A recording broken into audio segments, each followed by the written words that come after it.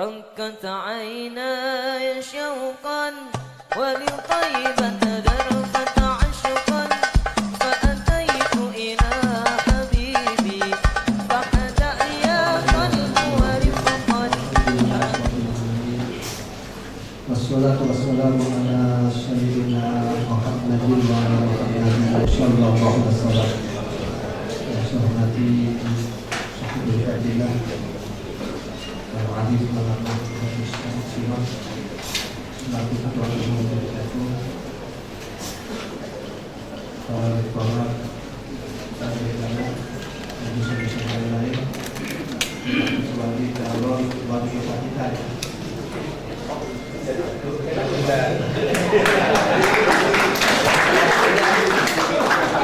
Panggilnya juga hadir. Ada mana ini? Semoga kami sampaikan kepada kami. Terima kasih kepada Allah. Semoga beliau senantiasa selamat.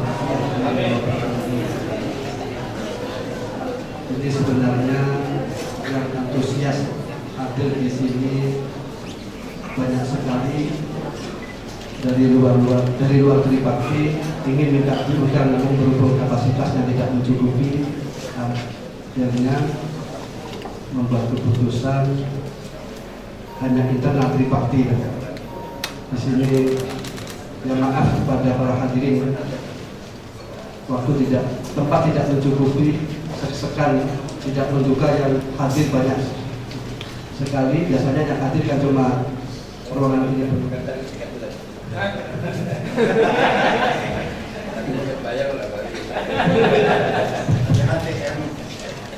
Rupanya nggak ada tiket-tiketan ya Pak.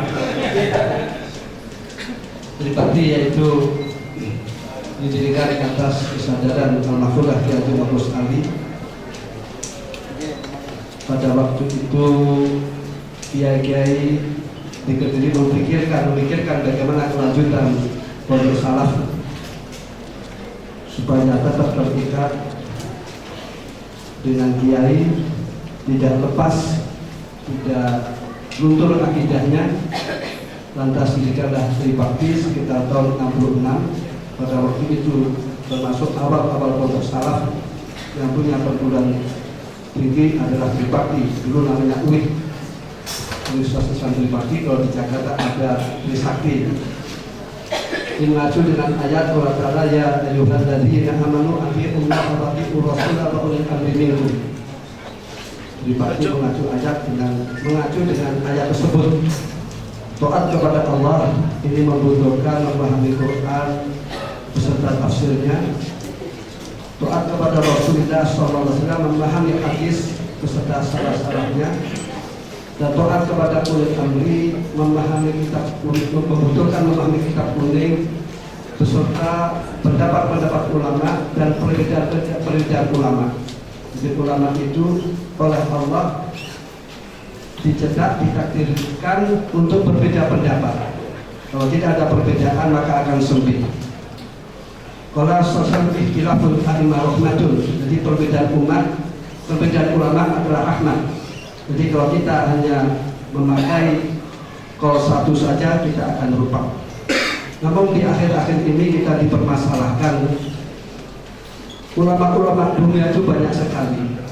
Namun yang jadi masalah, ada suatu kelompok ini seolah-olah ulama dunia tidak ada. Yang ada hanya Ibnu Taimiyah. Terus kalau Ibnu Taimiyah nggak ada, yang diambil putusan Bin Baz. Kalau hadis itu yang diambil hanya Albani. Jadi tidak ta'arudhu Ibnu Taimiyah wal jumhur qudima alaihi Ibnu Taimiyah, itu kata mereka. Begitu tidak ta'arudhu al-jumhur wa bin Baz qudima alaihi bin Baz. Wabil hadis juga demikian, tidak ta'arudhu al-muhadithun wal bani qudima alaihi bin Albani. Ini kan muskilah. Ulama dunia tidak ada, yang ada hanya bertiga saja. Alhamdulillah, rahimahullah. Kami tidak akan panjang-panjang. Sebelumnya kami hanya mengaturkan terima kasih wa jazakumullah khairan wa berkhusus kepada Kiai Said. Sekaligus kami mohon maaf Mudah-mudahan kehadiran beliau membawa manfaat bagi kita semuanya. Kita semuanya mudah-mudahan mendapatkan ridho Allah, rahmat Allah dan maghfirah Allah. Insyaallah yang nirboyo dan dibakti, insyaallah tetap di belakang Ki Haji Said Siratnya.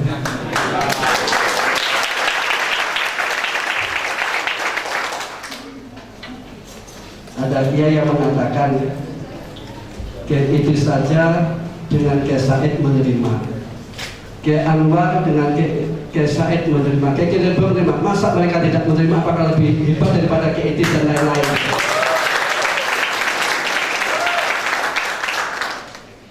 Dan beliau sudah biasa ya keluar negeri, ke Jordan dan dunia-dunia yang lain. Ulama-ulama mengakui, dunia-dunia mengakui. Mengapa hanya segelintir 1-2 orang saja tidak mengakui, malah mengaku GL ya? Idza qala al-insan halaka an-nas bahwa ahlak. Kalau mereka itu mengatakan ulama-ulama NU itu salah, mereka lebih salah itu. Jumhur saja salah, apalagi hanya segelintir orang. Sekian, ihdinas shiratal mustaqim. Assalamualaikum warahmatullahi wabarakatuh. Rahman ya Rahman, sa'idni ya Rahman, ishrah sadri Quran, imla qalbi Quran, wasli hayati Quran. Daftar Institut Trisakti dan Rosyuriah KBM. Begitu pula Al-Mukarram Mas Syamsami, ketua yayasan, wakil ketua yayasan, Gus Ridho atau Riza tak Ridho, orang kira nggak bisa Ridho, bisa. Ali Ridho, Ali Riza. Bin almarhum almarhumullah Mas Imam Yahya, pasca sarjana, moderator, ini pembantu tapi gajinya besar, pembantu rumah tangga bukan? Pak ini masih apa? Siapa? Abdul Bar sebagai sekretaris dasar, para dosen, para dekan, mahasiswa, adik-adik yang saya hormati, kita harus melaksanakan apa yang kita miliki, apa yang kita punya harus kita banggakan, jangan minder, jangan kecil hati menghadapi orang lain. Kita harus yakin nahnu ashabul haq. Ini bareng. Nahnu ashabul haq. Kamilah pemilik kebenaran. Kamilah pemilik kebenaran. Semoga paling benar kita hanya salah semua. Terus begitu, karena mereka harus begitu. Nanti kalau sudah pinter baru perbandingan. Sekarang masih masuk. Paling benar kita. Yang paling kita banggakan adalah satu saja sih, budayanya, karakter, akhlak, termasuk karakter akhlak itu, dan prinsip yang kita pegang. Budaya kita, akhlak kita, karakter kita, kepribadian kita jauh sekali lebih mulia, lebih bermartabat, lebih baik daripada budaya, karakter, akhlaknya orang Arab. Memang benar agama kita dari Arab, Rasulullah orang Arab, Quran bahasa Arab, sholat bahasanya Arab, tapi budayanya, akhlaknya, karakternya dengan Arab sekarang ini. Sekarang ini kita jauh lebih baik daripada mereka. Mereka gagal membangun peradaban, gagal menindaklanjuti warisan yang sangat mulia dan sangat suci, yaitu warisan umat dari Nabi Muhammad. Harus sekarang gagal memanage, mengelola kebersamaan sebagai umat. Kalau kita ambil satu persatu orang di barang pinter-pinter, gimana? Kalau orang bodoh. Tapi ketika menjadi kesatuan sebagai bangsa, sebagai negara, morak-marik, mereka gagal. Mungkin ini cukup bersamaan. Begitu pula orang Libya, begitu orang Syria pinter-pinter, ulamanya pinter-pinter. Ini pinter. Secara individu, secara kebersamaan, secara kolektif, mereka, yang mohon maaf kalau bahasa kasar, masih jahiliyah. Secara kebersamaan, gagal mengelola kebersamaan. Bahasanya satu. Kita bahasa berapa? Lebih dari 400. Sukunya jadi itu kalau ada beda suku masih satu bahasa, satu masih tidak begitu jauh bedanya. Kita sukunya 740 suku kita yang satu sama lain sangat bertentangan kadang. Kita mampu membangun kebersamaan, memilih kebersamaan, walaupun akhir-akhir ini banyak sekali mengganggu itu faktor dari luar, faktor dari eksternal yang ingin mengganggu, merusak ketenangan, kenyamanan kehidupan masyarakat di Indonesia. Yang faktornya banyak. Padahal yang namanya peradaban, yang namanya kemajuan, yang namanya tamadun bahasa Arabnya, berangkat dari pribadi-pribadi karakter yang memiliki integritas yang tinggi. Peradaban yang sangat tinggi, bukan hanya ilmu, bukan hanya pendidikan. Yang namanya hadarah, thaqafah, tamadun, lahirnya dari karakter. Bangsa yang punya karakter, punya akhlak, akan melahirkan peradaban yang mulia. Wa innamal umamul akhlaqu ma baqiyat fa innahum mudhahabat akhlaquhum dhahab. Martabat sebuah bangsa adalah tergantung budayanya. Kalau budayanya ambruk atau hancur, hancurlah martabat bangsa itu. Kita harus belajar dengan pesantren. Maklum saya sendiri orang pesantren sih. Harus belajar dengan pesantren. Ternyata pesantren mempunyai kelebihan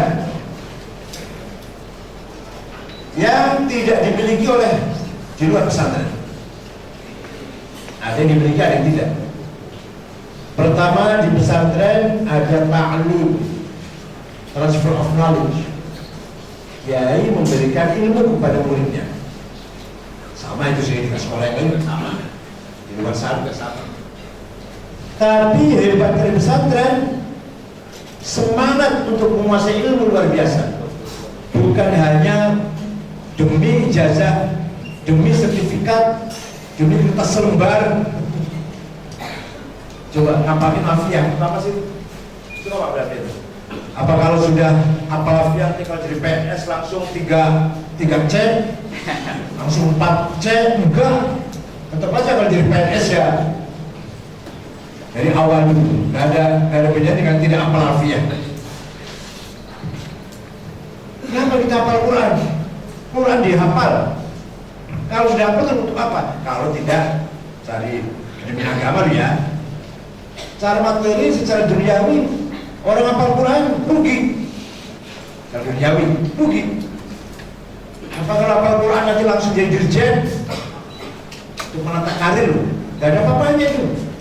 Kenapa kita santri masih mati-matian ingin hafal Quran, hafal alfiah, jauhar maknun, qaulul bahiyah, mahabbatan wa hamasatan zadatil ilmi wal ma'rifah. Karena demen ilmu, cinta pada ilmu, titik. Gak mikir mau jadi apa, enggak. Saya sendiri dulu waktu masuk pesantren, kalau duduk santai gak ada yang ngomong besok ganti apa ya, gaji piro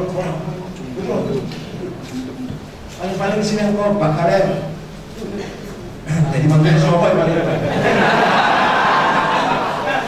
Tapi nanti akan jadi apa, gajinya berapa, enggak pernah. Tidak ada obsesi itu. Ya kok rajin amat belajarnya. Mahabbatan wa hamasatan Litolabil ilmi wa ziyadati, karena cinta ilmu aja.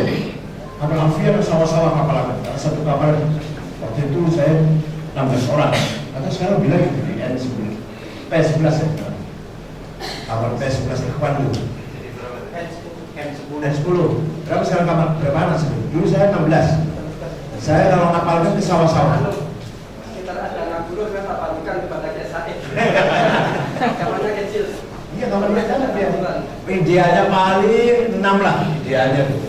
Sama 60-an. Sama kapal ke sawah-sawah. Itu apa itu? Secara materi ya. Rugi banget. Waktu pengamen Alfian. Pas setelah Alfian juga kita nggak ada kelebihan apa-apa. Nggak ada kelebihan kemudahan apa-apa dari pihak luar. Tapi semua itu kita jalankan karena kita mencintai, ingin semangat menambah ilmu pengetahuan, bukan karena ijazah, bukan karena sertifikat, bukan karena tujuan duniawi, hubbil jah atau hubbil pangkat, hubbil maq'ad, mencintai kursi. Nah, jadi pesantren memiliki ketulusan kesimpulannya. Di pesantren ada ketulusan mencari ilmu, bukan karena apa-apa. Dan jangan dikira di pesantren gak ada ilmu. Orang luar barangkali mantap ilmu pesantren gak ada gunanya. Yang dikira mereka nganggap ilmunya pesantren untuk pembangunan gak ada gunanya. Tanpa ilmunya pesantren, pembangunan jalan. Bangsa bisa maju tanpa ilmu pesantren. Kira-kira itu orang luar ya. Salah itu. Salah itu. Ilmu dulu, bangsa, akhlak dulu. Salah itu. Di pesantren itu kalau belajar ilmu itu sampai tuntas. Di kuliah dicomotin. Dicomotin bab pertama satu, bab kedua satu comot, SKS. Jurusan tafsir apa ya dulu? Jurusan surat Hud. Bukan satu surat tafsir itu kalau kuliah. Gak kayak pesantren awalnya kaki baca tuh jebaknya bismillah sampai mimnya wassalam masih baca semua itu. Tidak tinggal satu kata pun. Kalau di kuliah sarjana jurusan tafsir, jurusan surat Hud.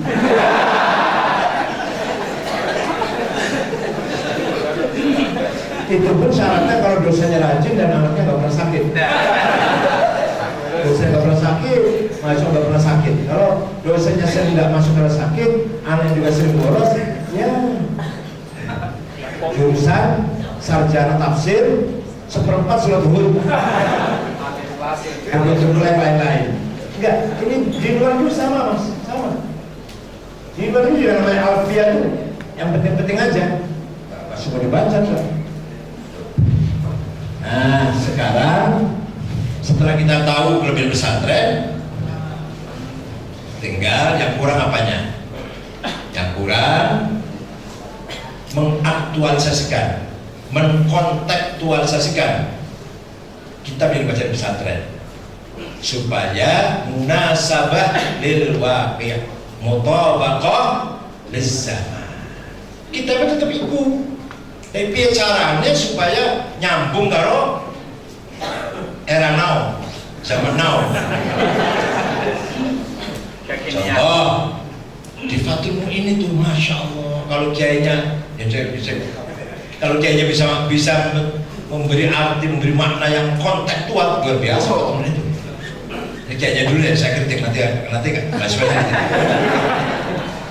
faslun fil jihadi wa huwa fardu kifayatin marratan fi kulli 'am wa anwa'uhu arba'atun ithbatu wujudillah wa iqamatu syari'atillah wal qitalu fi sabilillah wa daf'u darari ma'sumin musliman kana aw ghairu muslim bil it'ami wal iksa'i wal iskani wa tamanid dawa'i wa ujratit tamrin.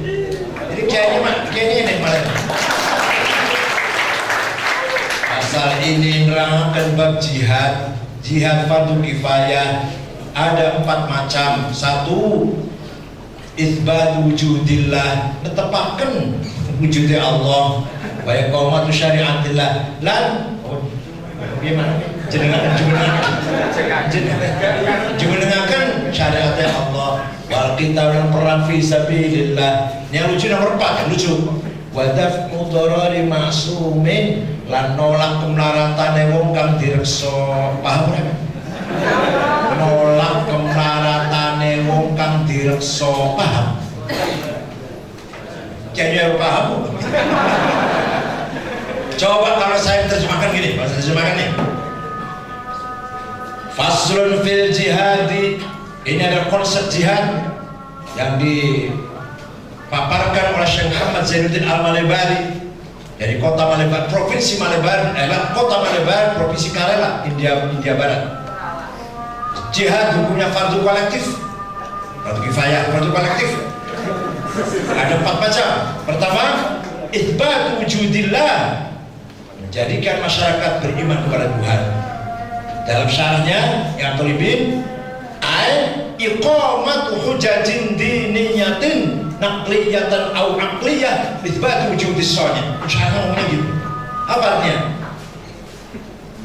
Membangun masyarakat yang beriman kepada Tuhan, iman yang berargumentasi, iman yang di backup dengan argumentasi tekstual maupun rasional. Tuh. Yang kedua, iqamatu syariatillah, berupaya membangun sebuah kemajuan, langkah-langkah, gerakan-gerakan sesuai dengan syariat Allah. Bukan hanya sholat, gerakan-gerakan yang sifatnya untuk mendukung syariat Allah itu juga termasuk harus dalam bentuk jihad.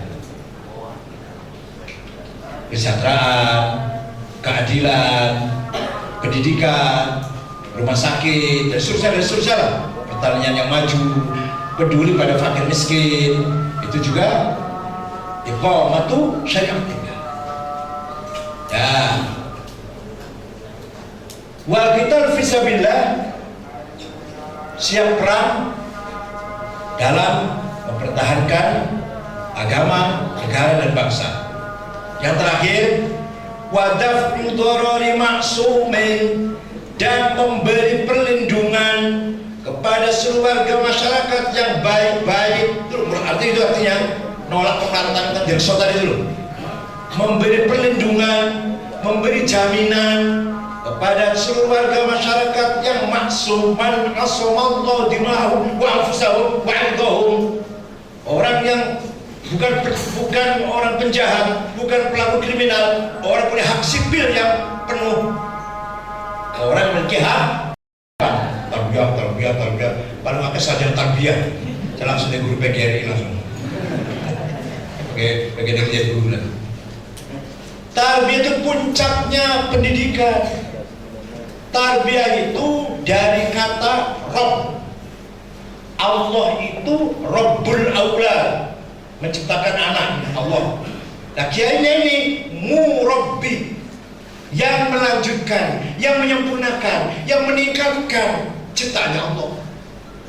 Allah menciptakan anak, yang mendidik, meningkatkan, membangun, membesarkan, orang tua besarkan dengan kecukupan materi lah, nafkah.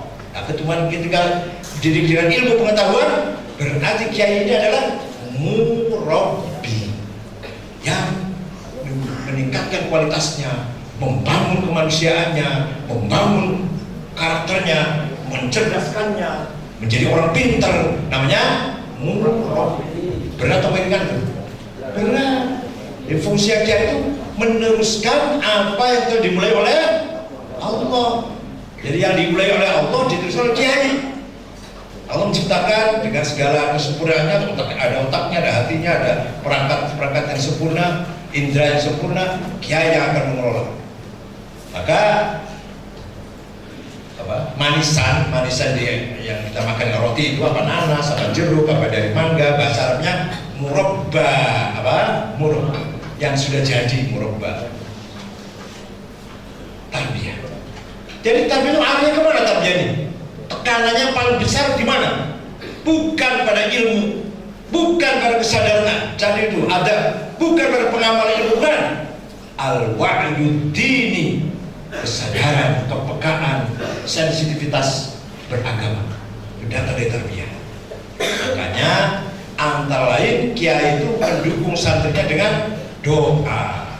Tiap malam tahajud, doa, mendoakan muridnya, santrinya. Ini dalam rangka tarbiyah.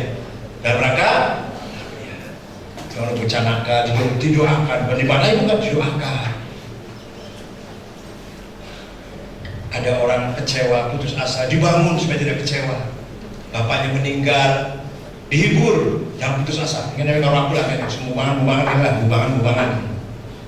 So, ini bareng. Jangan putus asa, ojo mulai. Walaupun bapakmu meninggal, jangan mulai. Ini semua dalam kata tarbiyah. Bahkan dengan tarbiyah, kiai menjadikan santrinya punya visi misi. Menjadikan Anda mempunyai visi misi visioner ke depan dari tarbiyahnya kiai. Kalau kiai ini punya visi tapi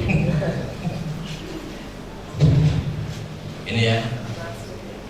Saya sering ngomong pada santri, kalau yang bapaknya kiai, kapan boleh meneruskan bapaknya. Kalau bapaknya bukan kiai, mertuanya kiai, gampang. Lah dapat anaknya, dapat madrasahnya, dapat pesantrennya. Sekarang yang bapaknya bukan kiai, dapat mertua bukan kiai, nggak punya madrasah, bukan imam masjid, bukan imam musola, orang biasa lah. Mertuanya tukang kayu, bapaknya tukang becak misalkan ya. Tapi anak ini pulang khatam Alfiyah, khatam Fathul Mu'in, untuk apa itu? Bingung kan untuk apa kan? Jangan minder, jangan takut. Aktiflah di Nahdlatul Ulama, akan manfaat pasti.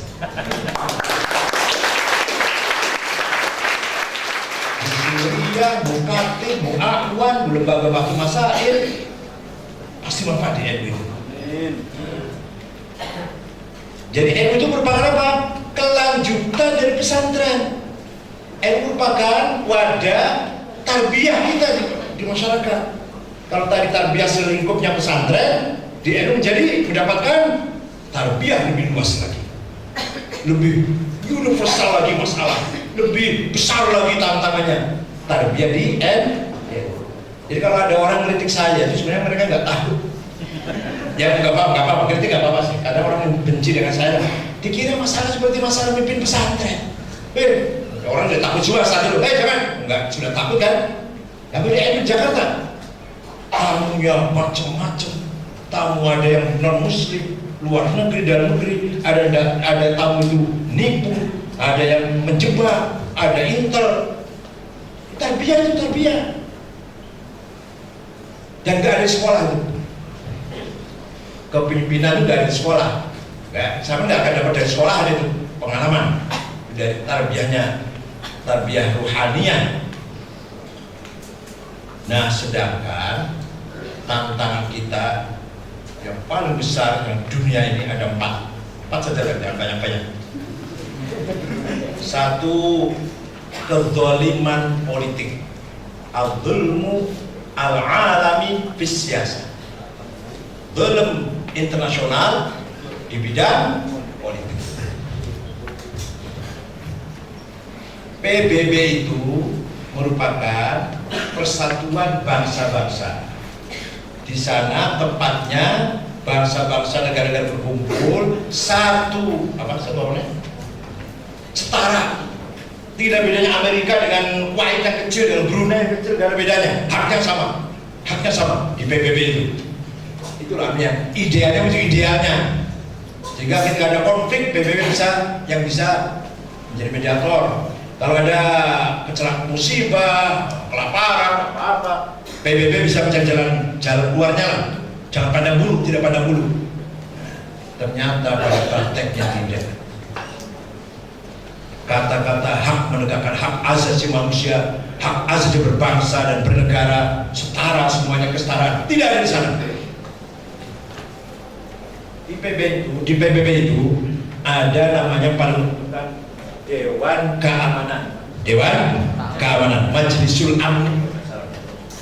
Di sana Anggotanya ada anggota tetap, ada anggota tahunan. Indonesia juga pernah setahun jadi anggota keamanan, setahun nanti ganti negara lain. Tapi yang tetap selamanya 5: Amerika, Inggris, Prancis, Rusia, kalau dulu Soviet ya, Rusia, Cina. Satu saja dari anggota Dewan Keamanan yang anggota tetap ini bisa membatalkan keputusan sidang raya yang disepakati oleh 179 negara. Kan sidang anggotanya segitu. Misalkan semua rapat umum ini sidang umum mengutuk Israel atau mengutuk kekejamannya Israel terhadap Palestina, masuk Dewan Keamanan PBB untuk mengutuk saja, hanya ingin kamu salah, Israel salah, itu dong. Hanya mengatakan Israel salah, Amerika nggak setuju. Satu negara Amerika nggak setuju, batal semua keputusannya rapat umum tadi. Ini kok ada buat balik? Nah, terus biar cara ngatasannya? Ini harus nolong jemaah.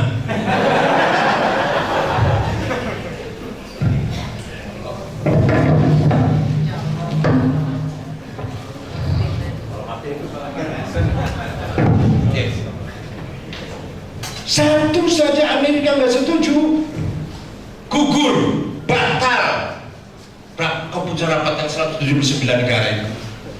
Yang paling sering menggunakan hak veto Amerika, yang paling jarang menggunakan Cina, jarang sekali menggunakan hak veto. Itu namanya hak veto. Satu negara ngalahkan keputusan sidang raya 179 negara. Jadi mau hanya ingin mengatakan PBB mengatakan, Israel kamu salah, nggak pernah. Selalu diharapkan oleh Amerika. Arab salah itu aja tuh. Belum ada kesepakatan apalagi kirim tentara melawan Israel apalagi itu sih. Nah, jadi kalau ada bantuan untuk Palestina sekedar kemanusiaan itu aktivitas pinggiran, tidak melalui keputusan PBB-nya enggak. Ada memang negara-negara Eropa melalui forum-forum internasional bantuan untuk Palestina itu nggak resmi palu dari PBB, nggak resmi keputusan PBB, enggak ya, aktivitas LSM lah kira-kira, atau forumnya PBB tapi cari uangnya di luar, cari bantuan dikumpulkan untuk Palestina, kemanusiaan, bukan keputusan politik, bukan. Nah kata saya Bu, saya ditanyai Bu, Mas ketua ini ditanyai gimana saya mengatasi begitu. Dia tanya di gubernur mana? Kalau saya tanya paling alhamdulillah tada amile maknawi Allah. Jadi dikira masalah cuma masalah nahwu aja Bang. Saya ceramah di Lemhanas. Baru aja kemarin ditanya soal itu. Gimana pendapatnya itu? Gimana cara mengatasinya? Ayo JPB ayo. Orang secara alfiah. Maksudnya saya mau ini maksudnya orang luar mengira kita di PBB itu ya kayak urus pesantren apa ya, kalau nggak cocok protes. Di sini luar biasa angel, luar biasa berat. Tapi tarbiyah dalam rangka saya juga tarbiyah, membangun spiritualitas, membangun kekuatan spiritualitas saya sendiri, mimpin PBNU ini. Ya, yang kedua, al-dhulmul alami fil iqtisad, ekonomi, yang namanya GATT, General Agreement Tariff and Trading, yang menentukan harga barang melalui pasar bebas namanya, atau pasar internasional. Contoh sehingga cepat paham lah. Indonesia ini punya emas, berlian, di Banjarmasin ada berlian di Martapura itu, punya gas, minyak, batu bara, nikel, timah, boksit, mening, apalagi, tembaga, biji besi, wes, pun paham. Tapi Indonesia tidak bisa menentukan harganya. Harganya minyak ini berapa ini? Bukan Indonesia menentukan. Harga batu bara berapa? Bukan kita menentukan. Harga timahnya berapa? Timahnya dari Bangka Belitung timahnya. Milik kita. Harganya bukan kita yang ngasih harga, yang menentukan harganya. Nikelnya dari Sulawesi Tenggara, dari Sulawesi Timur, dari Tengah. Yang bisa ngasih harga bukan kita, tapi pasar internasional. Jadi barang-barang kita, tapi yang kasih harga bukan kezaliman di bidang ekonomi.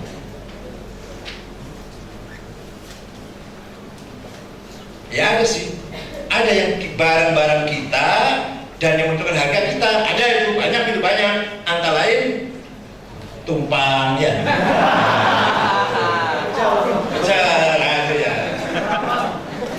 Kerupuk gendar, dari Banyumas kerupuk gendar, mandoan itu mandoan, dari Banyumas Purwokerto itu. Itu yang barang kita dan yang ngasih harga siapa? Kita sendiri itu. Orang luar negeri nggak bisa ngasih harga itu. Kalau di Kediri apa? Kalau di Kediri apa? Tahu takwa bisa. Tahu takwa ya. Barang-barang kita yang ngasih harga kita. Tapi kalau batu bara, timah, nikel, minyak, gas, boksit, mining, biji besi, tembaga, bukan kita yang ngasih harga. Barang-barang kita. Malah konyolnya, naifnya, sering sekali yang menentukan harga malah di mana? Singapura. Di Singapura nggak ada apa-apa, tapi yang ngasih harga dia. Singapura menentukan. Kelompok yang ada di Singapura, agen yang ada di Singapura. Yang kata Gus Dur, Singapura itu kalau dikencing ya orang semua orang Indonesia bisa tenggelam. 250 juta orang kencing di Singapura tenggelam itu. Tapi di sana agen-agen bank internasional, agen-agen reinsurance, agen-agen pasar bebas ada di Singapura. Maka menentukan harga timah, harga minyak, sehingga tidak banyak kezaliman di bidang ekonomi. Piang atasannya, ibu.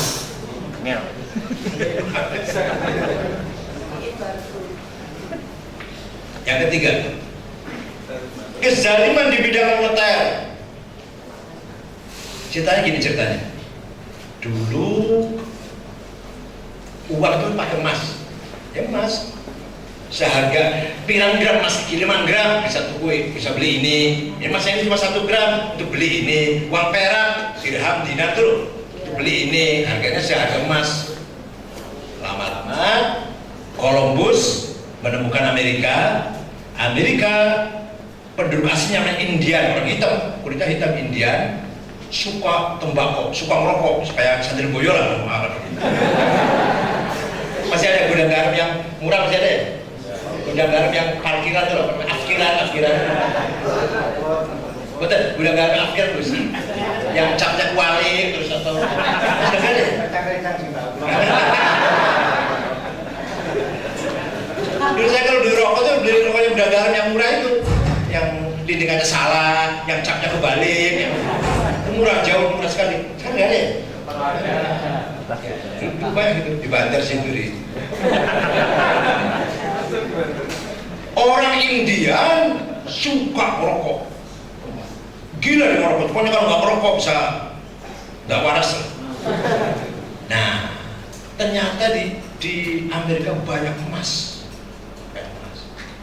Hingga oleh Columbus atau oleh penjajah Amerika itu emas dikuasain, ditukar dengan tembakau. Jadi tembakonya India itu ditukar dengan emas. Lama-lama emasnya bertonton emas ini. Untuk apa ini emas ini? Nah, itu asal mulanya gitu. Bertonton emas ini. Ya, kalau gitu ini orang Yahudi otaknya. Yahudi semua otaknya ini, bukan orang Islam, bukan. Emas disimpan, tapi menerbitkan uang, namanya uang kertas, namanya moneter, ini sistem moneter namanya gitu. Uang kertas itu senilai emas yang disimpan. Di negara yang punya emas 1 ton akan menerbitkan uang kertas senilai harga emas yang disimpan 1 ton.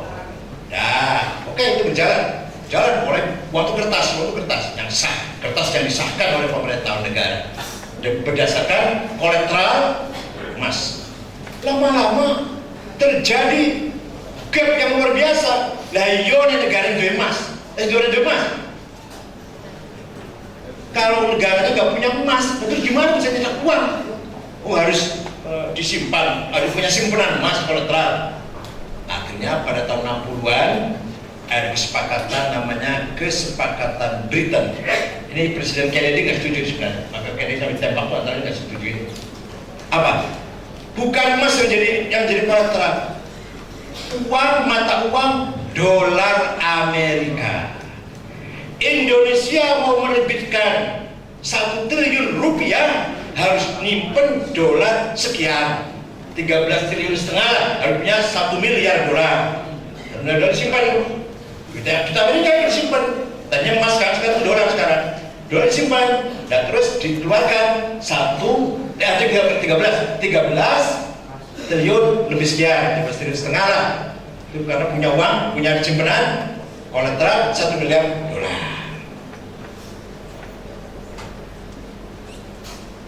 Iya kalau normal ekonominya, kalau lagi krisis, kalau lagi goncang ekonominya, ya harus dipakai dolar. Nah kalau dolar nggak ada, ya untuk pinjam pada Bank Dunia, IMF atau World Bank. Ya, maka lagi krisis, Pak Harto krisis moneter itu dipinjam oleh IMF 450 juta dolar utang. Saya utangin ya supaya rupiahnya hidup, supaya rupiahnya hidup. Waktu itu rupiah nggak hidup, itu nggak kepake di luar rupiah.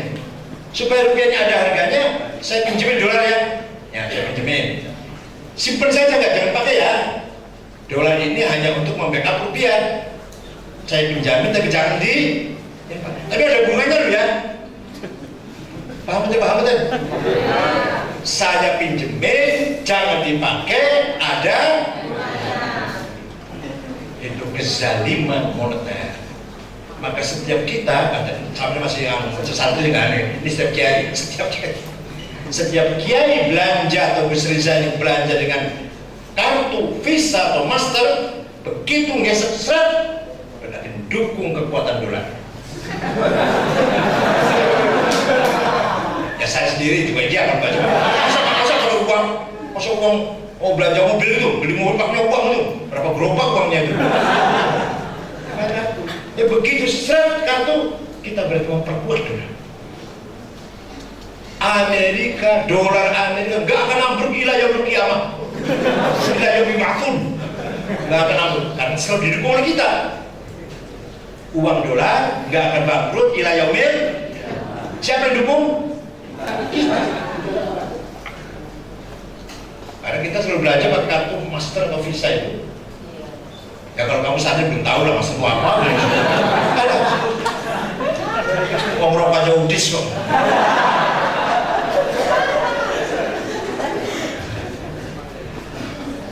Ini namanya Visa ini. Ini nilainya 75, belanja sampai maksimal 5 juta. Ini yang spesial, ini sampai 500 juta. Ini bayarnya bener bayarnya. Waktu belanja serasa duit tagihan datang bener. Bayarnya bisa dicicil. Yang penting bunganya dibayar. Itu kan akal-akal orang Yahudi gitu itu. Maka lahirlah sistem perbankan. Uang dikumpulkan, uang itu akan dikelola oleh pengelola melalui jaminan bank. Ini kayak gampang ini.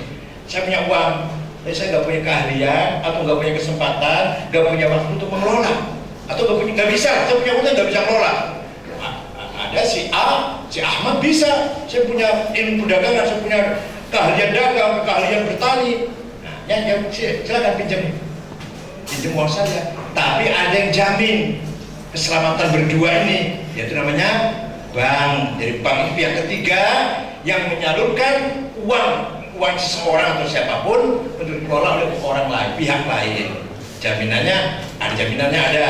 Yang menjamin keselamatan adalah namanya bank. Dan sistem perbankan inilah yang menjadi aslul musibah, rasul musibah ekonomi di Indonesia ini.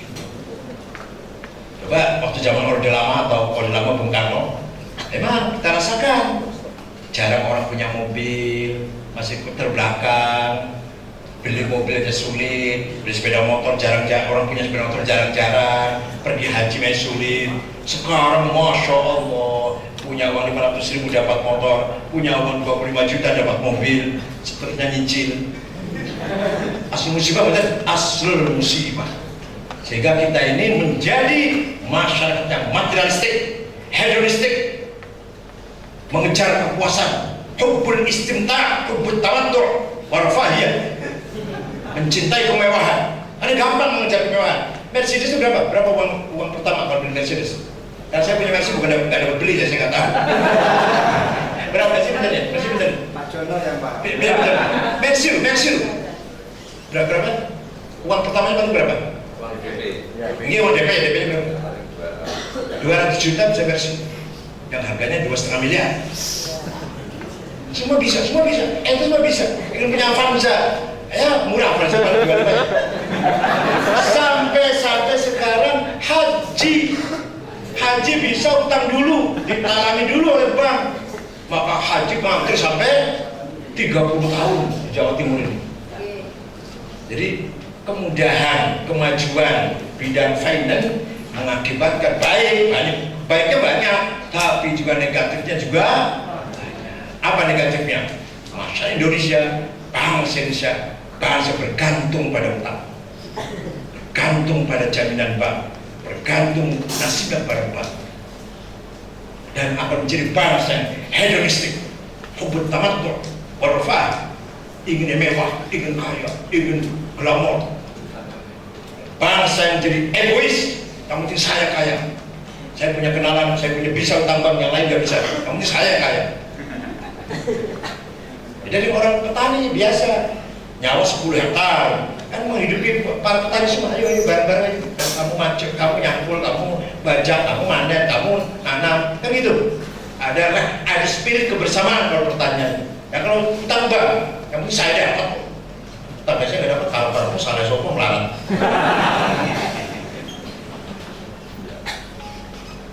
Ini namanya kedoliman, finance, kedoliman. Ngatasi gimana atasnya? Nah, ada negara yang tidak mau mengikuti sistem moneter. Tapi jangan dituduh saya jadi Syiah ya. Iran. Di Iran nggak berlaku visa master, nggak berlaku dan pakai uang beli mau, kalau beli pakai dolar pun mau kalau beli. Tapi kalau cash, kalau kredit nggak, dia nggak ada hubungan dengan sistem moneter, sistem bank dunia, nggak ada hubungan. Hebat juga ya, bukan saya Syiah bukan. Ngomong Syiah. Nah, yang ketiga itu ya. Yang terakhir, az-zulmul alami fit ta'lim, kezaliman dalam pendidikan atau ilmu pengetahuan. Gimana kezaliman? Sekarang ini yang namanya ilmiah, yang namanya ilmu, apa yang datang dari Barat dan Amerika. Seperti tadi Kiai Kafabi menghentikan, yang namanya ilmu kalau dari Britania itu agama itu. Secara umum pendidikan harus standarnya Amerika, standarnya Eropa. Oh, itu semua bagus tuh, siapa yang bagus? Standarnya Amerika. Itu universitas maju itu, standarnya Amerika itu. Gak ada yang bilang standarnya Al-Azhar Mesir, gak ada. Itu bagus SMA itu. Nah, standarnya Saudi itu gak ada. Orang Saudi sendiri bangun Amerika. Ya Allah. Yang namanya Anda, ini orang pintar, jebol Amerika ini, Harvard ini. Ini Oklahoma ini Temple. Gak ada, ini orang pintar. Berapa dah? Berpura Mekah, saya kata orang kata apa? Bukan hanya itu. Khazanah ilmu yang kita kuasai oleh mereka tidak dalam ilmu. Bisa ngaji menteng-menteng tafsir, hafal, gul-gul, Ma'ruf, Bukhari, Muslim, Jalalain, Munir, Ibnu Katsir, Alfiyah, Fathul Mu'in dan sebagainya. Itu bukan ilmu, bukan ilmu. Bukan standar pendidikan mainstream di nasional, bukan. Paham betul? Yang namanya standar pendidikan itu Pasti bukan itu. Konsepnya pasti dari Barat atau dari Amerika. Baru ilmiah. Itu yang berjalan di universitas atau sekolah-sekolah yang bukan pesantren. Apa itu SD, SMP, SMA, Unpad, UNAIR, UI, UGM, semua standarnya standar bukan dari Islam. Itu lembaga yang resmi, lembaga pendidikan yang resmi, standarnya bukan standar, sama sekali nggak ada, nggak lirik, nggak nengok. Hazanah yang di pesantren dari Islam, bukan Islam. Jadi di sana nggak ada Ibnu Sina, nggak ada Ghazali, nggak ada Durush, nggak ada Farabi, nggak ada Al-Kindi, nggak ada. Nggak boleh disebut itu. Nah, di IAIN ada, ya. Ada ya itu aku nandingi empat lah, tinggi kacamata ada itu. Kadang-kadang sampai SAG ini kadang-kadang dia alim ya orang, dia dibuat sarjana, biar. Kalau makanya kita orang Islam secara keseluruhan, mari kita jawab tantangan itu. Bagaimana caranya? Kita tunjukkan kita punya Al-Ghazali, kita tunjukkan kita punya Al-Farabi, kita tunjukkan kita punya Ibnu Rushd, kita tunjukkan kita punya Imam Ash'ari, kita punya Baqillani, kita punya Harumain, tunjukkan itu orang intelek semua itu. Kira kiai kampungan tak? Imam Ghazali, Imam Harumain dikira kiai musola itu, Julia ranting gitu. Nadratul Darah, teori atom yang pertama kali mengeluarkan Imam Ash'ari. Teori atom itu, ad-darah, mithqala dzarratin khairin apa darah itu. Nah, apalagi teori tafrah yang teori lompatan yang tidak terduga. Itu Mu'tazilah pertama kali ngomong. Pertama kali menggagas teori at-tafrah. Dan itu teori kamuna itu juga Mu'tazilah, potensial. Segala sesuatu punya potensi. Nanti akan berkembang menjadi barang cilik, dia potensi meledak. Namanya teori atom nanti, teori darah. Dan sejalan itu semua ada gagasan-gagasan, temuan-temuan dari ulama Islam masa depan. Orang pertama kali menciptakan matematik namanya Jabir bin Hayyan al-Azdi. Akhir tahun 100, wafat tahun 161 Hijriah. Beliau menemukan teori aljabar. Yang pertama kali menemukan angka nol, Yusuf al-Khwarizmi. Coba kalau nggak ada angka nol, berapa repotnya? 1, 2, 3, tongkat 3, 4 baru, nenek 4, nenek terus kalau ini, kalau 5 polos, cabang polos, kalau 6 satunya di sebelah kanan, 7, 8, 9, kalau 10 X. Nah kalau 1000, kalau 10, ya X.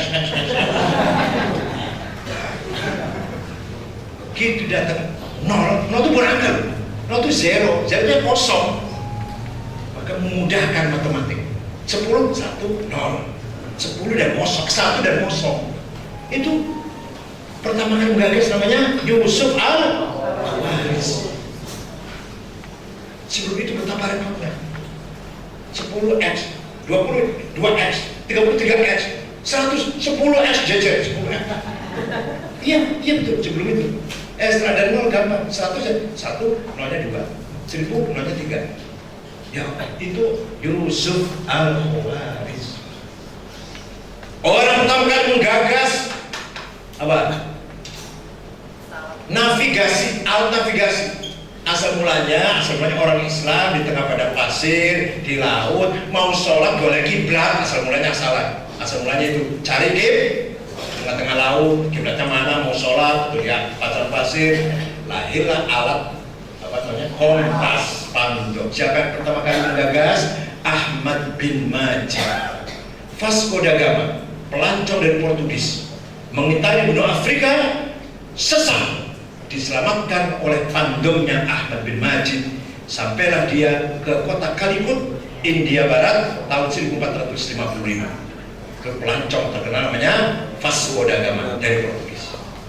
Dia bisa sampai ke India, itu alatnya itu alat navigasi kalau sekarang berawal dari pandong, dari kompas. Sekarang jadi navigasi pesawat, navigasi kapal laut, luar biasa itu. Sekarang pesawat mau ke Jakarta, Surabaya, yang navigasinya diluruskan, nyampe sendiri ke Surabaya. Tapi jangan ngantuk pilotnya, kalau ngantuk ya. Tapi artinya tidak butuh tenaga macam-macam. Mereka tuh nggak ada style. Mana? Harus coba ini. Udah, nanti ke Surabaya sendiri. pesawat di pilot, tapi ya tetap harus dijaga, pilot harus melek, nggak boleh tidur. Walaupun nanti jalan itu sudah lurus sendiri. Kalau tinggal sebentar bisa, tinggal ke toilet bisa, tinggal pesawat terbang tinggal keluar nemuin penumpang bisa itu. Enggak, kalau mobil enggak, kalau mobil setirnya ditinggal ya enggak. Sampai ke rumah sakit sampai. Yang pertama kali menggagas alat navigasi adalah Ahmad bin Mahdi.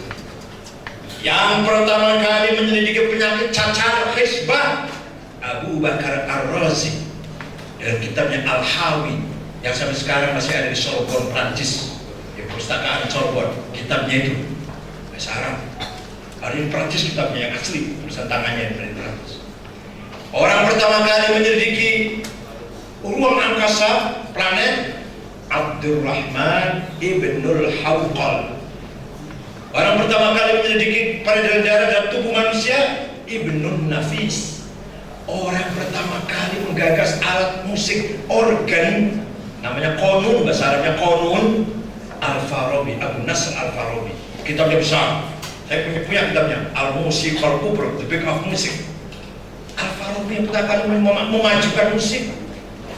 Jadi organ, jadi piano, jadi dikira Amerika apa?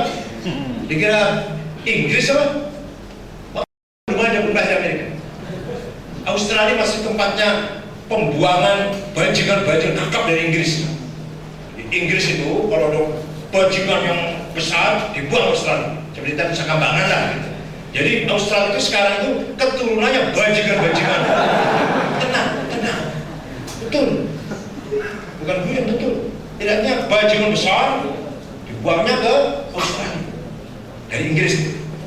Lama-lama negara maju ke Australia lagi turunannya ya nasabipun Durian bajingan. Orang yang tahu belau nggak bisa tahu belau bajingan. Yang pertama kali terbang mencoba niru burung terbang Abbas bin Farnas. Sekali terbang, 2 kali bisa terbang, 3 kali. Lama-lama asyik di atas, gak mau turun-turun, jatuh mati. Pertama kali mencoba terbang Abbas bin Farnas. Jadi pertama kali menciptakan ilmu apa ini? Kalau tanah pertanahan ya, geologi ya. Abdul Ghani An-Nabulsi. Jadi Barat itu bisa maju karena Islam tadinya. Dari Islam tadinya, tapi sekarang mereka maju dalam pesat, kita masih berhenti di situ. Kita berhenti di situ. Inilah tantangan kita 100 tahun yang akan datang. Siapa yang ngira dengan kemajuan IT ini bisa menggemparkan dunia, bisa menggoncangkan politik, ekonomi, kebudayaan, akhlak bisa pecah, politik bisa hancur, ekonomi bisa berantakan, hanya dengan ini sebabnya. Arab Spring dimulai dari Tunis, menggerakkan demonstran hanya dengan ini. Ceritanya ada pedagang sayur protes di parlemen depannya DPR Tunis, protes pidato, nggak ada yang nanggapin. Akhirnya menyiram bensin dirinya, disiram bensin dan membakar dirinya. Dari situ demo tergulinglah Presiden Tunis yang namanya Zainal Abidin bin Ali. Dari situlah awalnya revolusi di dunia Arab. Pindah ke Mesir, segitu yang namanya urulan. Siapa tahu lah dimana sampai berminggu-minggu jatuhlah Hosni Mubarak. Pindah ke Libya, terbunuhlah Muammar Gaddafi. Sekarang di Suriah masih bertahan Suriah dari backup Rusia mati-matian. Kalau lepas Rusia udah hilang mukanya di Timur Tengah. Gitu. Ya, dari sini, dari WhatsApp, Twitter, apa lagi namanya? Facebook. Nah, kontennya apa ini? Yang mana kita rebut ini? Kalau ingin, ini kan alat, bisa baik bisa buruk kan? Ingin untuk kebaikan, ya harus kita ini aja dong. Kalau untuk kebaikan, maka kita harus menguasai ini. Waliyundiru qawmahum waliyundiru qawmahum bil WhatsApp, bil Twitter,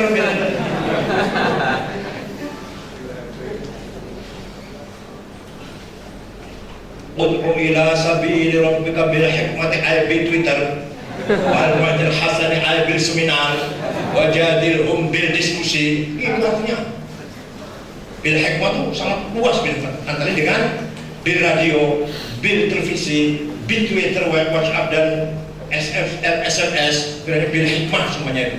Wal ma'til hasani dan dengan apa tadi? Seminar. Wal ma'til hasani dengan berdebat, dialog. Arti daripada wajah biasa dialog tak mampu. Jadi tuntutan santri harus menjadi orang yang mampu nego, mampu menunjukkan siapa saya, mampu mendiskusikan hal apapun dengan orang lain, setara itu. Ketua cabang NU harus level dengan bupati, ketua wilayah selevel dengan gubernur, ketua pusat PB selevel dengan presiden.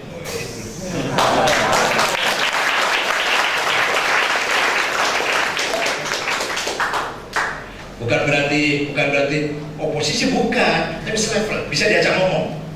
Presiden bisa cari saya untuk ngomong dan ngomongnya pas, namanya levelnya level presiden lah, levelnya bukan presidennya, bukan. Itu kan ketua wilayah, ketua cabang, jangan dengan bupati malahnya mbah, bukan. Ketua cabang harus level dengan bupati.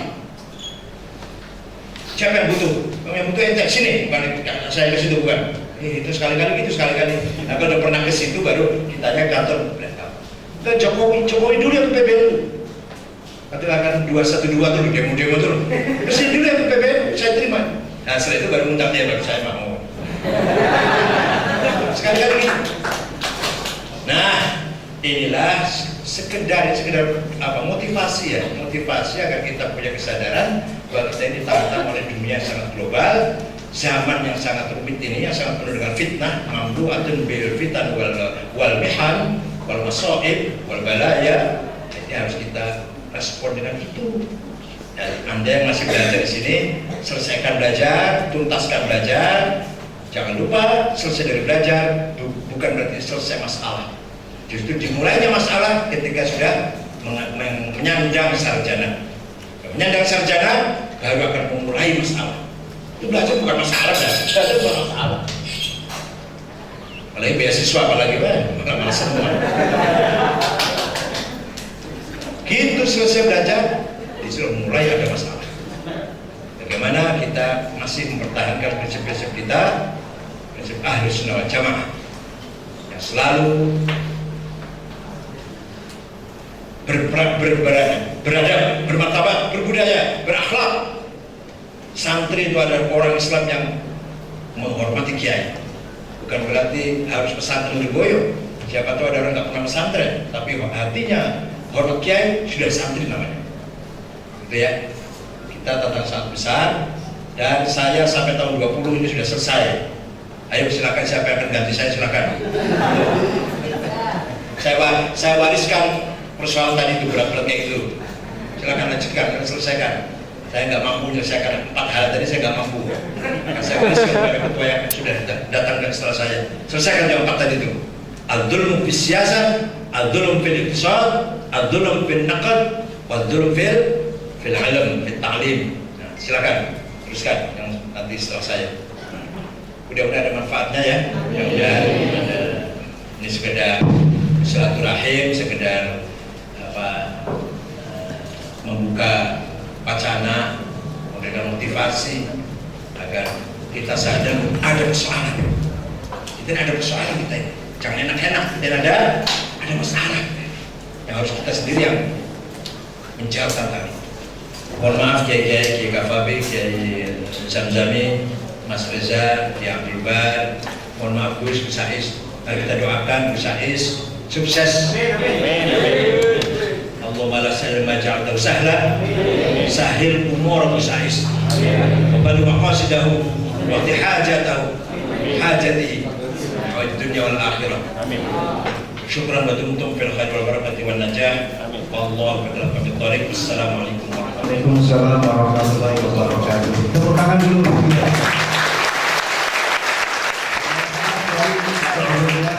Kami ingin menyampaikan bahwa kuliah umum kita pada siang hari ini sampai sore ini audiennya itu sampai di luar-luar sana dan semuanya lesehan seperti teman-teman santri. 2 lantai ini penuh semuanya manusia. Itu belum termasuk kodam-kodamnya Gus Ais, kodamnya Kiai Kawabi atau Kiai Zamzam juga ikut hadir di majelis ini. Perkenankan untuk para audien untuk bertanya. Kita buka sesi tanya jawab. Mohon maaf, kita betul-betul termotivasi oleh beliau, di mana kita dibawa dari awal, dari nuansa pendidikan tradisional di pondok pesantren, mulai dari ada taklim, ada tadris, ada takdim, kemudian di situ ada tarbiyah, kangkumnya dan tadi juga dibawa oleh beliau. Jadi kita ini adalah anak kangkum. Dan tidak kita sadari, kangkum pun juga bisa membawakan seorang santri menuju pada kursi PBNU. Saya dengar dari beberapa ceramah beliau dawuh, saya ini adalah santri cap dekem karena dulu seneng dekem. Atau yang didekem apa ketika antri di depan kamar mandi. Dan kita kemudian ini dihadapkan oleh satu fenomena dunia. Ada adzulmu al-alam fi siyasa, yang mungkin dalam bahasa beliau itu political inequity atau inequity of politics. Kemudian ada inequity of economy, ada inequity of finance, atau adzulmu al-alami al-mali. Kemudian yang terakhir beliau menyampaikan ada inequity of science. Ini kita termotivasi untuk menjadi garda terdepan, walaupun toh makan kangkung, walaupun toh kita sering mendekem, tapi kita harus menghadapi empat hal ini. Saya teringat dengan satu makalah yang disampaikan oleh Al-Imam Ahmad bin Hasan Al-Attas, guru daripada Imam Abdullah bin Alawi Al-Haddad, pengarang kitab Risalatul Mu'awana Ad-Da'wah At-Tammah yang lahir pada tahun 1044 Hijriah. Ya dikit-dikit agak bicara masalah sanad lah seperti beliau.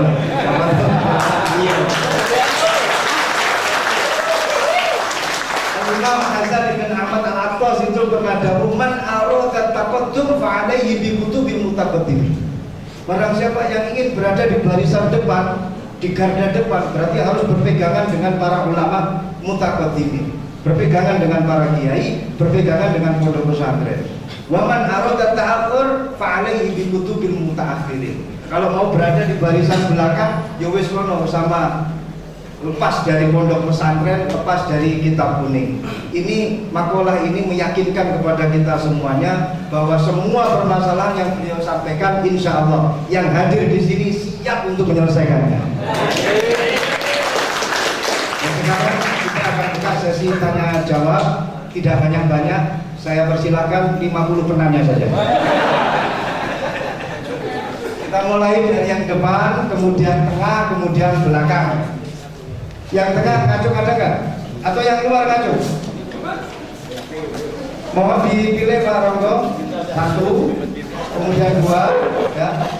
Yang berjenggot ngacung. Nah. Ini sesi pertama 3 dulu. Beliau 3 ini. Silakan singkat, padat. Namanya siapa? Nggak usah curhat, Pak Kakek utang atau apa. Langsung saja. Terima kasih. Assalamualaikum warahmatullahi wabarakatuh. Perkenalkan nama saya Muhammad Dafi dari semester 8 Tarbiyah beasiswa. Yang ingin kami tanyakan berawal dari kebijakan luar negeri NU tentang pendidikan. Di luar ada PCI NU yang jumlahnya kira-kira 194, dan di antara PCI NU itu banyak yang memberikan beasiswa. Namun kenapa di Tribakti ini yang notabene semuanya NU kok tidak dapat beasiswa?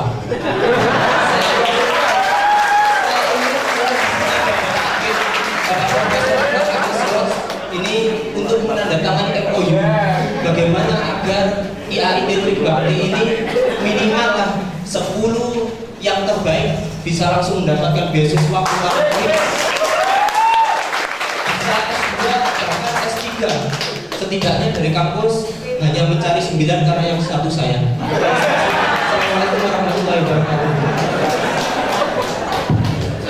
Saya minta satu-satu akan dijawab. PBNU terbuka siapapun yang ingin kuliah ke luar negeri akan kita bantu dapat beasiswa. Tapi jangan milih sendiri. Banyak sekarang banyak tawaran dari Taiwan. Kebetulan duta besar, bukan duta besar namanya, perwakilan karena belum ada perwakilan Taiwan yang ada di Indonesia Muslim sekarang. Namanya Ismail Mai, keluar Madinah. Kemarin datang ke PB, monggo silakan saya ingin belajar ke Taiwan, mau kedokteran, mau ekonomi, mau pertanian, silakan. Komunis nanti. Nah, Taiwan nggak komunis, saya nggak komunis. Cina nggak komunis. Kalau Taiwan sempalannya Cina. Nah, kalau masalah bahasa berangkat aja dulu, nanti di sana 1 tahun belajar bahasa. Memang sulit bahasa Taiwan, bahasa Cina sama. Nah, jadi siapa saja? Kebetulan itu yang luar negeri.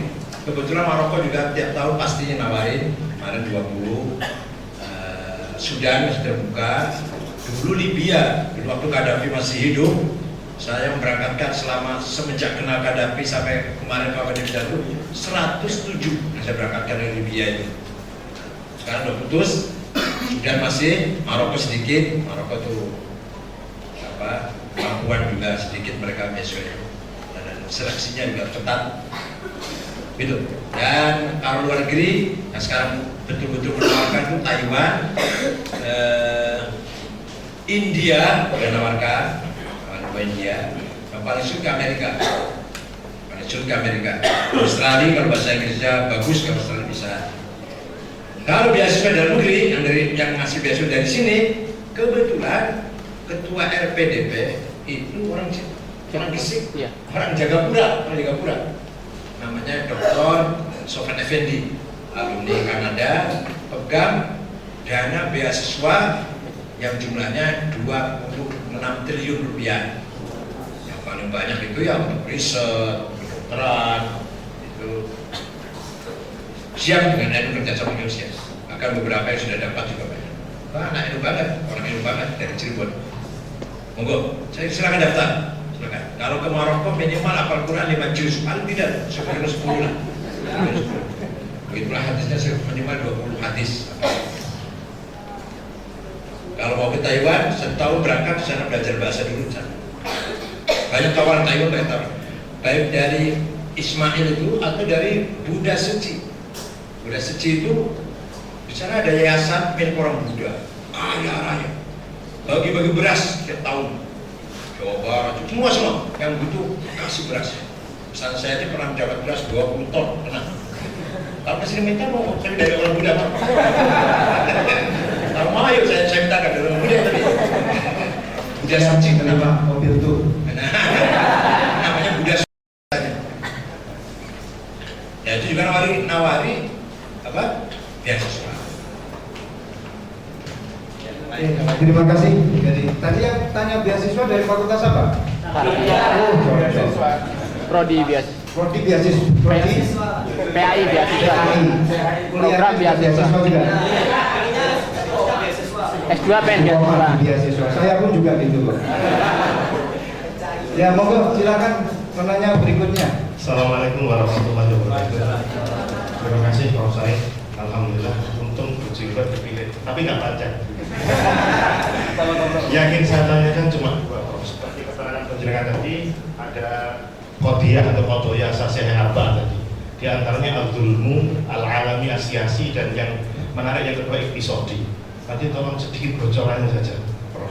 Karena kan sudah berkembang ini bahwa tahun 2020 katanya, bahkan Panglima dulu yang dulu menyebutkan nanti mungkin sudah mulai ada apa itu peperangan yang kaitan dengan pangan dan episodi. Nah ini terus posisi kita bagaimana? Cuma ingin bocorannya itu saja. Assalamualaikum. Waalaikumsalam warahmatullahi wabarakatuh. Jadi yang akan datang ini di kata teori itu teorinya akan terjadi krisis pangan. Contohnya jagung. Jagung nanti akan menjadi rebutan antara manusia, binatang, karena sapi makannya jagung juga, ternak. Dan kemudian binatang, manusia pun ada yang untuk makan, ada yang untuk keperluan lainnya lah, kayak obat-obatan. Sedangkan pertanian ini semakin berkurang dengan cuaca yang sangat ekstrim. Cuaca ekstrim apa?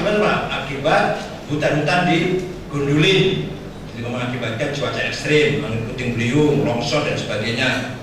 Kemudian menjadikan pendatang pulau penyakit yang baru ada, yang sebelum belum ada, penyakit tanaman, hama tanaman yang sebelum belum ada sekarang bisa jadi ada. Akibat perubahan cuaca yang ekstrim melahirkan bakteri-bakteri yang baru ada, yang jadi belum ada. Ya memang, tapi insya Allah NU sudah kerjasama dengan Menteri Pertanian, Gerakan Nanam Jagung di Banyuwangi, Bondowoso, Situbondo, Lamongan, Bengkulu, sekarang sudah panen malah kerepotan. Jadi Menteri Pertanian nggak mikirin setelah panennya ini belum ada. Ternyata mesin pengering sangat terbatas sehingga banyak sekali yang tidak mampu dikeringkan, gosok, namanya rusak jagungnya. Banyak jagung panennya. Kalau yang beli siap beli, namanya Java yang beli, bisa diuntung 100 rupiah 1 kilo, apa sampai 200 1 kilo. Menguntungkan, tapi saatnya kering. Dan pengeringnya ini mesinnya kurang. Hanya Menteri Pertanian ngasih 1000 hektar itu 5 traktor dengan bibit yang baik tentunya. Tapi setelah panen, ini Menteri Pertanian baru ngasih pengering. Mesin pengering satu harganya 15 miliar satu mesin itu. Mengandalkan matahari, hujan terus. Mataharinya sering, cuaca lagi cuaca hujan. Itu jadi ternyata konsepnya kurang komprehensif ya. Nggak dipikirin setelah panen gimana. Insya Allah yang menawarkan kerjasama juga Menteri Kehutanan, juga BPN, redistribusi aset, distribusi tanah yang ditinggal oleh para pengusaha atau tanah terlantar yang sudah nggak produktif, bagaimana diberikan dibagi pada masyarakat menjadi produktif. Terima kasih, Monggo silakan. Langsung saja, nama saya Abdul Basit Prastio, juga dari kelas beasiswa semester 8 tentang perekonomian BI, yaitu tentang PKPNU. Itu sebenarnya kalau kita pikir tentang gerakan koinisasi itu bisa menimbulkan kemandirian yang luar biasa. Itu langkah baiknya, dan nanti ada tidak lanjut bisa memutus tentang rantai perkongsian dalam dunia usia itu nanti insya Allah bisa. Dan nanti bagaimana langkah-langkah dari PBNU untuk menindaklanjuti itu. Kemudian dalam masalah pilkada ini di Trenggalek itu malah ada itu suatu daerah itu Macun Lurah kalau nggak dapat rekom dari pengurus itu nggak jadi, Mas. Nah itu harapannya kalau sudah punya bergaining semacam ini nanti bagaimana pengurus-pengurus di tingkatan masing-masing itu memposisikan diri dalam masalah pilkada agar bisa memberikan kemaslahatan pada NU secara luas. Assalamualaikum warahmatullahi wabarakatuh. Koin yang seperti di Sragen itu juga sangat baik, tapi itu masih sangat tradisional, sangat ya bagus, sangat primitif lah, masih primitif ngumpulin koin. Bagus, tapi bagus, jangan dikira saya ngomong tidak bagus. Yang paling baik kita ini berusaha supaya pemerintah mengarahkan CSR-nya BUMN, ya NU atau pesantren dibagilah. Jadi BUMN itu diharuskan ngeluarin CSR sebesar 2%. 2% Pertamina itu ratusan miliar, 2% Telkom ratusan miliar, 2% BNI, Mandiri, BTN itu ratusan miliar. Selama ini tidak pernah kita NU dan pesantren nggak pernah kebagian. Ya banyak mereka alasannya. Kadang untuk dukung olahraga, sepak bola, badminton, atau yayasan-yayasan yang dibikin oleh direkturnya sendiri, yayasan-yayasan yang miliknya direkturnya. Jadi pesantren belum pernah kebagian CSR dari BUMN itu. Nah, bisa diarahkan oleh pemerintah kalau pemerintahnya mau, kalau menteri BUMN-nya mau. Seperti dulu ya. Ini kebaikannya Pak SBY, kebaikan Pak SBY pada NU, pada masyarakat NU. Pak Jan Farid, Menteri Perumahan, diberi izin, didukung oleh SBY, motong 10% anggaran perumahannya TNI Polri. Dan anggaran perumahan TNI Polri dipotong 10% untuk pesantren. Ini Jan Farid, Menteri Perumahan, dan diizini, didukung oleh Presiden. Kalau ketemu presiden tembak di tentara ya kalau nggak didukung. Ada lain itu. Tapi masih kecil, masih sangat kecil itu dapat. Itu boleh dapat betul, Rusunawa dapat betul. Dapat ya. Itu udah motong 10% jatahnya TNI Polri itu. Bapak apa, Arjuna, Bapak apa, Gedoma dapat semua itu. Alhamdulillah barokahnya menjadi Farid. Nah, yang belum dapat. coba. Ditagi kan. Dari saya.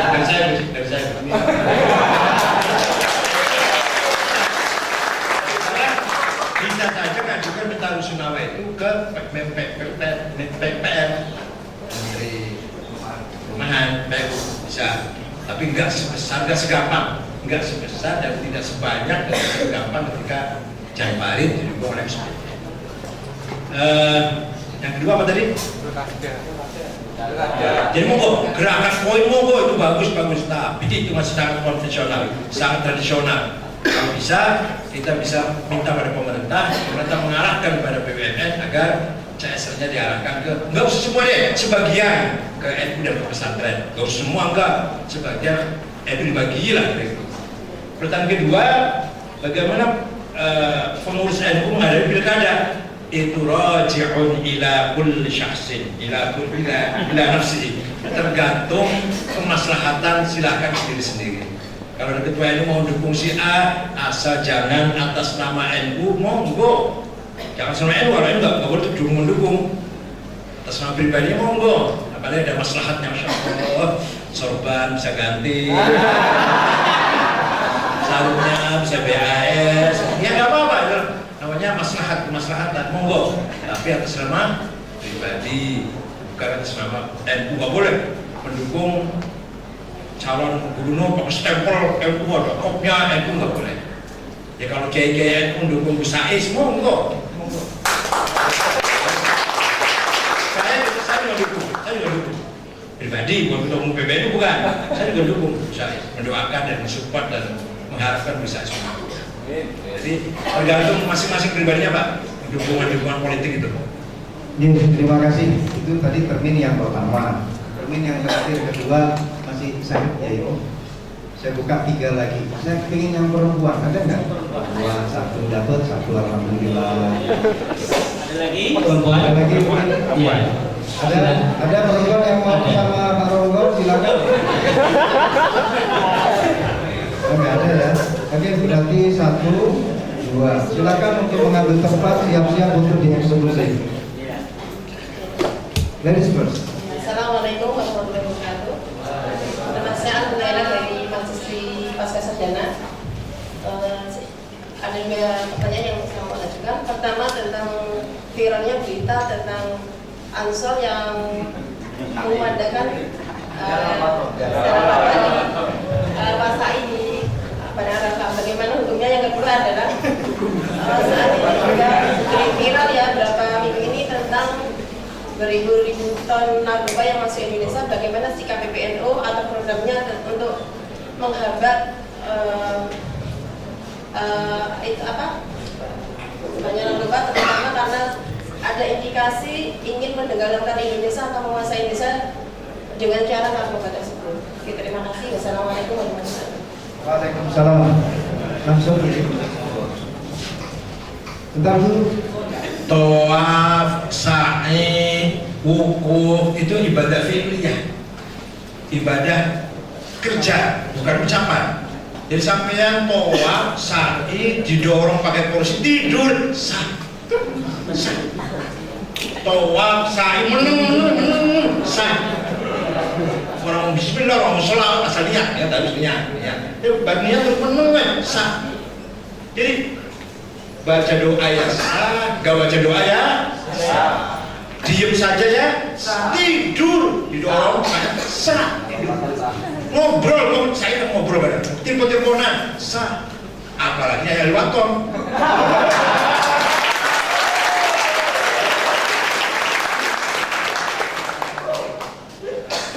Dalam saya boleh, batal wudhu boleh, wudhunya batal, saya nggak apa-apa. Kalau tawaf harus wudhu, saya boleh.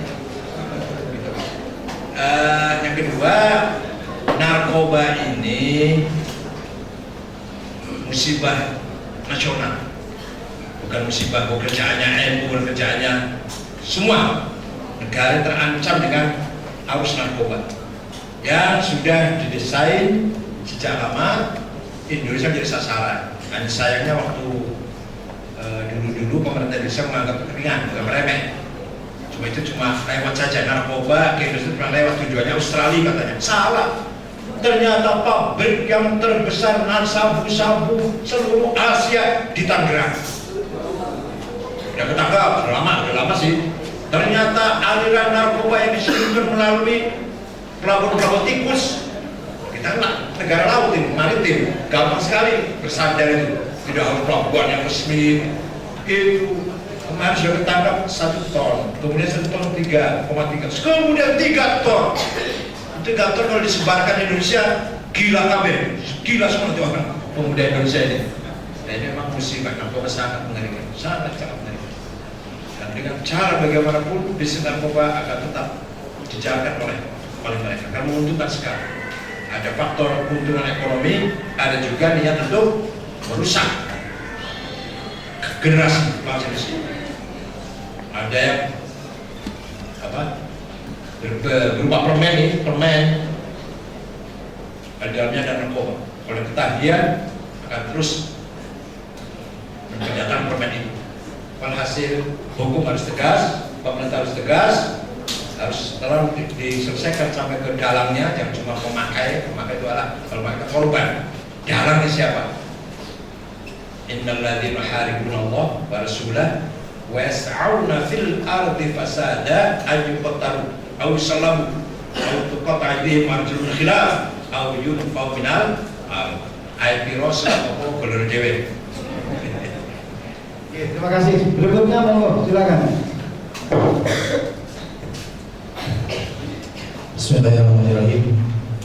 Sebelumnya saya dari perwakilan Perbankan Syariah semester 8. Kami ingin menanyakan tentang tadi awal dijelaskan salah satunya itu adalah adul mufinakat atau kedoliman dalam bidang moneter, yang tadi dijelaskan sistem perbankan yang mengandung riba yang mulai dari awal tadi. Dan salah satu upaya intelektual Islam di Indonesia itu membandingi dengan munculnya ekonomi syariah yang ada di Indonesia. Buktinya muncul banyak bank-bank syariah, asuransi syariah dan yang lain sebagainya. Nah, dari hal ini dari hal ini salah satu yang kami prihatinkan dalam praktek di perbankan syariah itu dalam segi rekrutmen yang ada di bank syariah itu kebanyakan di luar orang-orang yang berkompeten dalam bidang perbankan syariah yang saya tahu, yang tidak tahu bagaimana akad-akadnya, yang sah itu bagaimana, yang tidak bagaimana. Hanya segelintir orang yang ada di dalam perbankan syariah yang mengetahuinya. Nah, dari ini yang ingin kami tanyakan itu, apakah ada bentuk intervensi dari Komite Nasional Keuangan Syariah untuk membentengi dari hal-hal tersebut?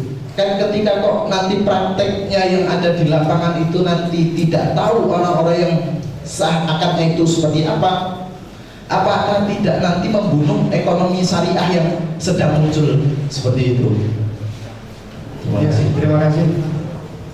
Bank syariah sampai sekarang belum mendapatkan dukungan besar dari pemerintah, belum. Hanya sekedar ada bank syariah, tapi pemerintah masih fokus membesarkan bank-bank konvensional, Mandiri, BNI dan BNI. Yang syariah hanya sekedar ada, syariah, tapi belum mendapatkan dukungan yang maksimal. Jauh dari kita harapkan, jauh sekali dari kita harapkan. Kalau angkanya saya nggak ngerti karena saya bukan bidangnya, yang berapa bisa kita tahu nggak. Aset yang sudah ditangani oleh bank syariah sangat kecil dibandingkan bank yang konvensional. Masih belum kita bicarakan seperti apa nanti, karena masih kemudian Lipo bikin Meikarta itu untuk mengantisipasi datanya pekerja-pekerja Cina. Itu bohong. Kalau saya tanyakan pada Menteri Hanif, belum ada 10.000 kan, belum ada 20.000, saya lupa jamnya. Pokoknya masih ribuan ya, pekerja Cina. Mengapa pekerja Cina itu dibawa ke sini? Karena pekerja Cina itu walaupun tukang bata ada sertifikat, walaupun tukang ngaduk semen ada sertifikat. Dan di sini kita kelemahannya itu, kita ini tanpa sertifikat kebanyakan pekerja. Tuh. Yang kedua, ya mereka punya modal datang invest, membawa beberapa orang yang harus dibawa. Kalau mereka lebih bawa, gak jalan gitu lagi. Orang-orangnya lah, yang penting-pentingnya lah. Akan menangani proyek itu, insinyurnya atau jadi tapi tidak sebesar yang disampaikan di Malaysia itu 20 juta. Berapa lagi? Macam-macam lah. Jokowi, PKI, anti-Islam dan agennya Cina itu selalu tiap hari isinya tiap hari. Alhamdulillah kemarin tertangkap koordinatornya namanya Muhammad Lutfi Al-Habsyi. Habib itu Habib min dzurriyyatil ahlul bait min dzurriyyatil Rasulullah SAW.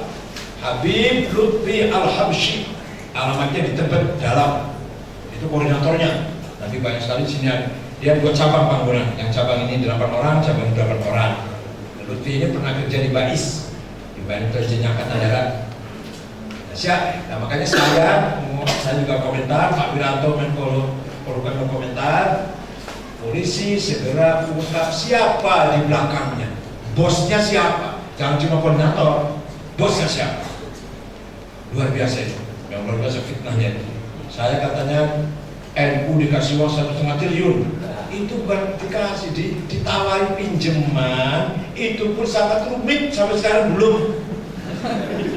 Harus koperasi yang sudah nilainya A, bunganya 9%, lagi saya tahu 6% nih, belum sepakati, paling 8% turunnya. Jadi itu harus koperasi yang sudah kelasnya A, yang mana itu? Kalau nggak ada niat untuk membantu ini nggak akan jalan kalau nggak ada dengan nama itu membantu. Seperti dulu, ketika Pak SBY saya ingin bangun UNU, ternyata peraturannya universitas itu kalau mau universitas harus punya deposito 50 miliar. Deposito, tunjukkan nih, saya punya uang sekian, apa boleh bangun universitas. Saya mau sampai SBY. Kalau syarat ini diberlakukan Pak, kiamat bulan 2 hari belum ada UNU.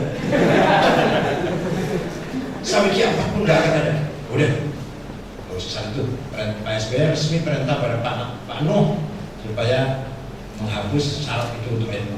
Makanya berdiri beberapa UNU itu hanya perjuangan lah usaha saya ke Pak SBY supaya syarat harus punya uang deposito sebesar 5 miliar dicoret. Kalau enggak belum ada loh, belum ada.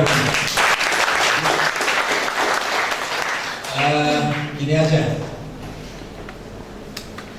kita ayo bikin kelompok apa adanya deh, sebisanya kita. Bagaimana bisa menangkal hoax tadi atau fitnah tadi. Mereka bekerja secara profesional, sistematik, teratur, terus menerus, kontinu. Ada namanya Alcatraz, ada NKRI, ada Zelo, ada Zelo. Sebenarnya Saracen sampai sudah ketahuan sudah. Ini ketahuan Zelo, Alcatraz, NKRI. Nanti bisa datang lagi nama lain lagi. Apakah sebuah organisasi resmi entah itu atau organisasi yang strukturnya punya struktur? Apa cuma ad hoc sifatnya? Masih diselidiki. Kalau merupakan organisasi yang terorganisasi, berarti ada bosnya, berarti ada pembinanya. Kalau ad hoc berarti pembinanya perorangan, kalau organize berarti pembinanya atau di belakangnya ya agenda besar, agenda politik besar. Ima akan mengadu domba umat Islam atau memang sengaja menjatuhkan Jokowi lah supaya tidak terpilih lagi pilpres kedua ini. Kayak gitu itu. Tapi coba santri-santri ini punya kelompok yang selalu mengikuti hoax yang tersebar itu dan berusaha mengkanternya semampu kita. NU berusaha sudah punya ilmu baik di lantai 5 BB itu. Dan Sekjen Faisal sudah mengumpulkan tenaga ada sekitar 100 anak. 100 nanti akan punya jaringan 100 lagi, yang 100 200 punya jaringan 100 lagi. Itu insya Allah ya masih butuh ya semangat perjuangan karena gak ada biayanya. Pasti biayanya besar. Harus ada niat lillahi ta'ala, betul. Kalau enggak kita nggak mampu. Mereka darahnya besar sekali. Dan banyak sekali uangnya dari berbagai sumber. Ada yang dari luar negeri, ada yang hanya sampai ke hanya di dalam negeri.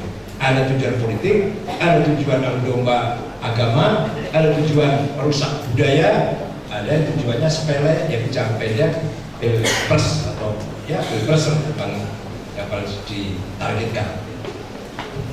Ya, terima kasih sekali lagi untuk beliau. Jadi kuliah umum ini kuliah yang tidak umum, yang artinya adalah kuliah luar biasa. Karena beliau adalah salah satu dosen luar biasa untuk Institut Agama Islam Trisakti. Kita doakan semoga setiap tahun minimal 1 atau 4 kali beliau bisa memberikan kuliah umum di depan kita bersama. Amin ya rabbal alamin. Dan kuliah ini kuliah umum yang tidak umum karena judulnya kuliah umum, temanya juga kuliah umum, materinya juga kuliah umum. Saya ditanya oleh salah satu mahasiswa, Pak Kiai, ini judulnya apa kuliahnya? Tanpa judul. Temanya apa?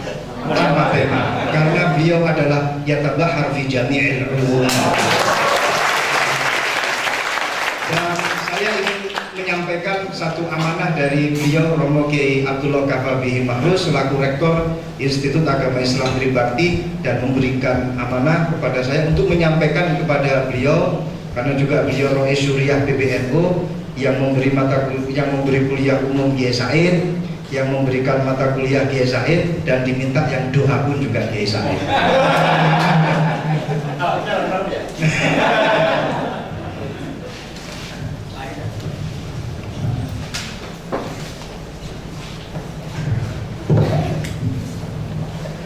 Bismillahirrahmanirrahim. Alhamdulillahirabbil alamin.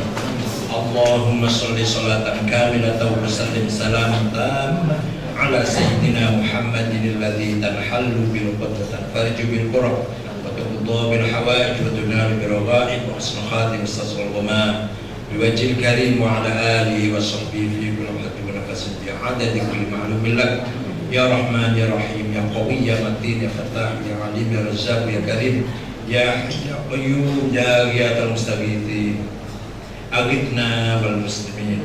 Allahumma inna nas'aluka bi annaka antallahu la ilaha illa antal ahadus samad alladzi lam yalid wa lam yulad wa lam yakul lahu kufuwan ahad badi'us samawati wal ard an tuwaffiqana wa auladana bil a'malis shalihah wa tahfadhna wa iyyahum min al-hammi wal gham wal marad saqam wal balaya wal hilm fitan wa tad'ana wa lahum farjan wa makhrajan.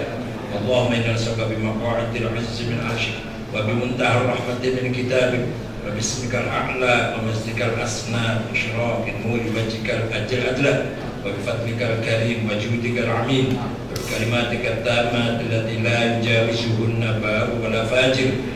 Ya akramin ya hasib ya jalil an tusahhila umurana wa taqdiya hajatina wa tuballigha maqasidana min maqasid dunya wal akhirah.